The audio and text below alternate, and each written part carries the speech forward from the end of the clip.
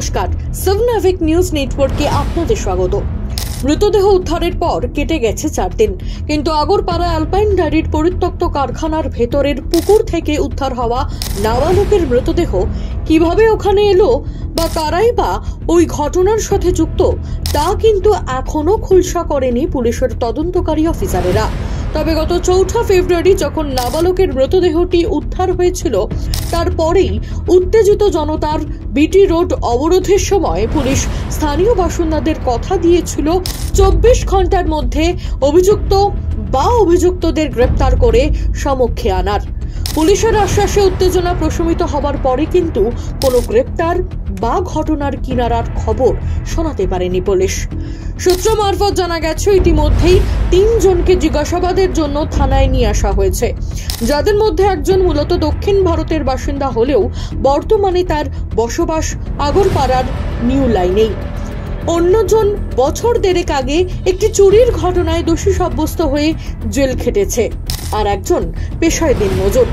কাজ থেকে ফেরার পথে তাকে বিটি রোড থেকে থানায় নিয়ে আসা হয়।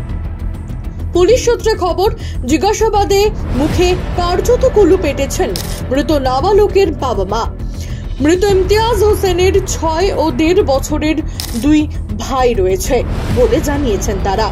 যাদের জিজ্ঞাসাবাদ চলছে তাদের মধ্যে একজন ইমতিয়াজের বাবার ঘনিষ্ঠ বলে জানা গেছে, এবং পরিত্যক্ত কারখানায় যে নেশা এবং জুয়ার আসর বসত সেখানে তার নিয়মিত যাতায়াত ছিল বলে দাবি তদন্তকারীদের।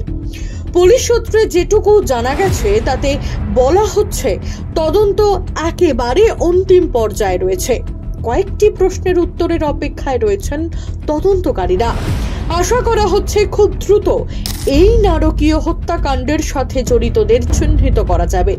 তবে তদন্তে যতটা অগ্রগতি হয়েছে বলে দাবি জানাচ্ছেন পুলিশ আধিকারিকেরা, আদতে ঠিক ততটা হয়েছে কিনা তা নিয়ে দ্বন্দ্বে স্থানীয় বাসিন্দারা।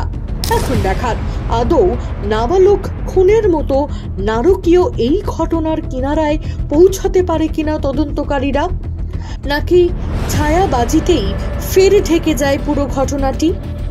সৌভিক পুরকাইত, সাবনাভিক নিউজ, আগরপাড়া।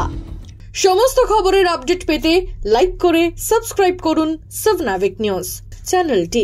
সেই সঙ্গে বেল বাটন প্রেস করতে ভুলবেন না। আপনাদের একটা সাবস্ক্রিপশন আমাদের জন্য অত্যন্ত মূল্যবান। জয় হিন্দ।